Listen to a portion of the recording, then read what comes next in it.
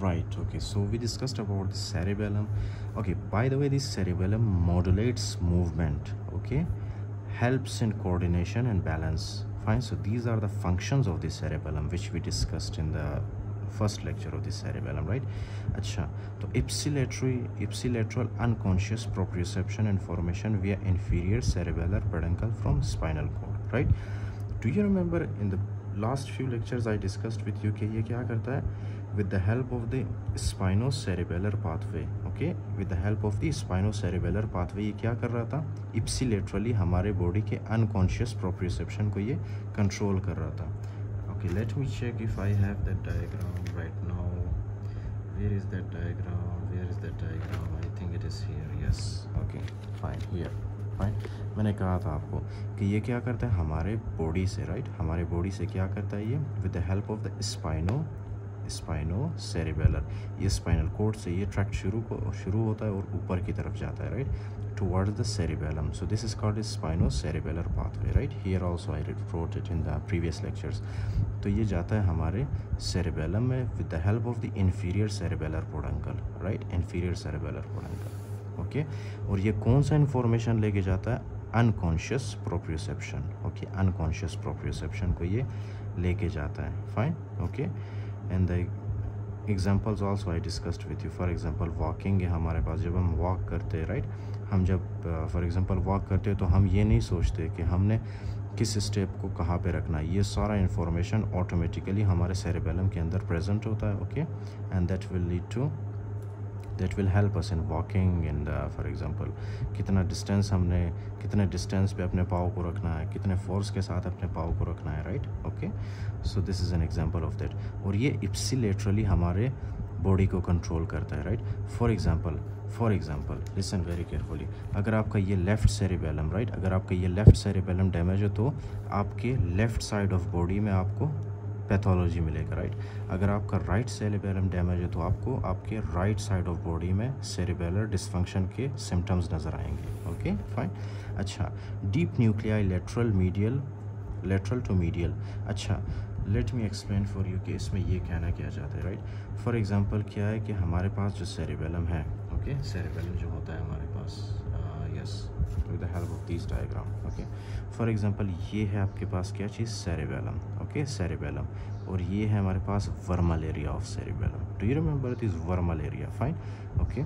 अब क्या है कि सबसे जो लेटरल पार्ट में प्रेजेंट होता है ना हमारे पास न्यूक्लियस, वो कौन सा न्यूक्लियस होता है? सबसे लेटरल पार्ट में होता है हमारे पास डेंटेट न्यूक्लियस, ओके. सबसे लेटरली जो प्रेजेंट होता है that is dentate nucleus, okay. फिर डेंटेट न्यूक्लियस के बाद जो बीच में प्रेजेंट होता है पैरावर्मल एरिया में, that is called as your emboliform nucleus, okay, emboliform nucleus, right. वो न्यूक्लियस जो कि हमारे वर्मल एरिया में प्रेजेंट होता है that is called as the globose, okay. This is not globus, this is globose nucleus, okay, fine. उसके बाद do you remember मैंने आपको बताया था कि ये वाला एरिया है हमारे पास which is called is the flocculonodular lobe, right. अब फ्लोक्यूलो नोड्यूलर लोब के अंदर एक न्यूक्लियस होता है विच is called is the vestigial nuclei, okay, vestigial nucleus, fine. This is called is your vestigial nucleus, fine, okay. तो क्या है कि सबसे लेटरली कौन सा न्यूक्लियस होता है हमारे पास? Dentate nucleus, okay. फिर सेकंड नंबर पे कौन सा न्यूक्लियस है? Emboliform nucleus, fine. फिर थर्ड नंबर में मीडियली कौन सा न्यूक्लियस है? Globose nucleus. फिर सबसे मोस्ट मीडियल न्यूक्लियस कौन सा है? Fastigial nucleus, right. अब इसके फॉर एग्जांपल न्यूक्लियाई को याद रखने के लिए हमारे पास एक निमोनिक है विच is called is don't eat greasy foods, right. D stands for the dentate, E stands for the emboliform, G stands for the globose nucleus, F stands for the vestigial nucleus, right? Okay, their functions I discussed with you.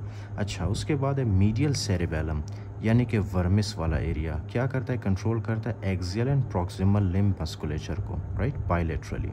I discussed these with you if you remember in the previous lectures. In the first lecture of the cerebellum I discussed with you with the help of these diagram, these homunculus I told you. ये जो वर्मल area है ना cerebellum का, ये क्या करता है? हमारे एक्सियल स्केलेटन को, राइट, ट्रंक को और उसके अलावा प्रॉक्सिमल लिम्ब्स को ये क्या करता है? कंट्रोल करता है, फाइन. और जो सेरिबेलम का ये जो सेरेब्रल हेमिस्फीयर है ना, सेरिबेलर हेमिस्फीयर, ये क्या करते हैं? ये हमारे डिस्टल लिम्ब्स को कंट्रोल करते हैं, राइट, ओके. तो लेटरल सेरिबेलम यानी कि लेटरल सेरिबेलम यानी कि सेरिबेलर हेमिस्फीयर्स क्या करते, कंट्रोल करते डिस्टल लिम्ब मस्कुलेचर को ipsilaterally. Okay fine. Lateral structures, अच्छा कुछ टेस्ट होते हैं हमारे पास जैसे कि रैपिड अल्टरनेटिंग मूवमेंट। ओके, क्या है हमारे पास, प्रोनेशन और सुपिनेशन। फाइन। उसके अलावा है finger to nose. Finger to nose में क्या है कि फॉर एग्जांपल ये फिंगर है आपका, राइट, इस फिंगर को आपने अपने नोज़ तक लेके आना है। ओके, अगर आपका सेरिबेलम ठीक हो तो आप एग्जैक्टली इस फिंगर को अपने नोज़ तक लेके आओगे, राइट। अगर आपका सेरिबेलम ख़राब हो तो हो सकता है आप इस फिंगर को अपने नोज़ तक ले जाने के लिए आपको बहुत टाइम लगे। ओके, हो सकता है आपको बहुत ज़्यादा मिस इंटरप्रेट हो, मतलब कभी आप इस साइड कभी उस साइड, फिर उसके बाद after a lot of movement उसके बाद आप अपने नोज़ तक उस फिंगर को पहुंचाओगे, राइट। उसके बाद है हील टू शीन टेस्ट, फिर है gait test. Okay, look for intention tremor, right.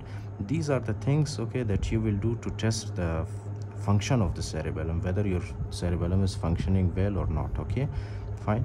So heel to sheen test है, gait test है, look for intention tremor। अब intention tremor क्या है, intention tremor ये है ना, गेट तो ये आप पेशेंट को बोलोगे कि मतलब वॉक करने का बोलोगे, right. Okay, I will explain these. Okay, heel to shin, gait in the cerebellum pathology lectures. Okay, but here I am just giving you an overview about these tests. Okay, intention trimmer क्या है, normally जो है intention trimmer क्या है, जब आप किसी काम को करने की कोशिश करते हो ना उस वक्त आपका ट्रिमर स्टार्ट होता है, that is called is intention trimmer. For example, right, normally क्या है, मेरे हैंड के अंदर कोई ट्रिमर नहीं है, राइट। ओके, आप देख रहे हो कोई ट्रिमर नहीं है, लेकिन जैसे ही मैं कोशिश करता हूँ यहाँ पे सेरिबेलम लिखने की, राइट, तो जैसे ही सेरिबेलम लिखने की कोशिश करता हूँ मैं, ओके, अपने हाथ को आगे की तरफ करता हूँ तो इस एकदम से मेरे हाथों में क्या होता है, ये ट्रिमर स्टार्ट होता है। Okay, this is called as the intention tremor. जब आप कोशिश करते हो कुछ लिखने की और उस दौरान ट्रिमर स्टार्ट होता है, it is called as intention tremor. Okay right, तो ये है आपके पास cerebellum. Fine, you have to study this. अच्छा, यहाँ पे एक और चीज़ है which I must tell you. Fine, अच्छा, ये कुछ लेयर्स है सेरिबेलम के, जैसे कि आउटर मोस्ट लेयर जो है इसका मॉलिक्यूलर लेयर है, राइट। उसके बाद जो सेकेंड लेयर है that is called Purkinje. Okay, Purkinje layer. Third layer है इसका inner most layer, right, that is called as granulosa layer, right. उसके अलावा इसके अंदर कुछ सेल्स होते हैं जैसे कि परकेंजी सेल्स है, राइट। इसी तरह से बास्केट सेल्स है, स्टेलेट सेल्स है। फाइन, ओके, ये आपके पास है डीप न्यूक्लियाई। ओके राइट, अच्छा, तो we will not discuss them in detail right now, fine, because they are not actually very relevant according to your exam. Fine, but if you know them it is very good. अच्छा, जो MCQs में आते हैं, right, वो ये आपके पास है कि न्यूक्लियस, सबसे मीडियल न्यूक्लियस कौन सा होता है, राइट, सबसे लेटरल न्यूक्लियस कौन सा होता है। उसके अलावा they will ask you about the mossy fibres and climbing fibres, right. अब इसमें क्या है, फॉर एग्जांपल ये है आपके पास पोन्स मेडुला और ये है आपके पास सेरिबेलम, राइट। अब ओलिवरी न्यूक्लियस, इसको क्या कहते हैं, olivary nucleus, inferior olivary nucleus specially, right. Inferior olivary nucleus से जो फाइबर्स जाते हैं ना हमारे सेरिबेलम के अंदर, okay, those fibers are called as the climbing fibers. Okay, inferior olivary nucleus से जो सेरिबेलम के अंदर फाइबर्स जाते हैं they are called as the climbing fibers, right. Okay, they will ask you this question, जो olivary nucleus से fibers जाते हैं सेरिबेलम के अंदर, what are those fibers, are they mossy fibers और climbing fibers, you have to tell them कि they are climbing fibers, right. अच्छा, इस ओलिवरी न्यूक्लियस या ओलिवरी फाइबर्स के अलावा सेरिबेलम के अंदर जितने भी फाइबर्स जाते हैं ना they are called as the mossy fibers. Okay fine, जितने भी फाइबर्स, चाहे वो स्पाइनल कॉर्ड से, चाहे वो सेरिबेलम से, चाहे वो हमारे पोन से, जहाँ से भी जाते हो they are called as the mossy fibres. Fine, so you must remember this.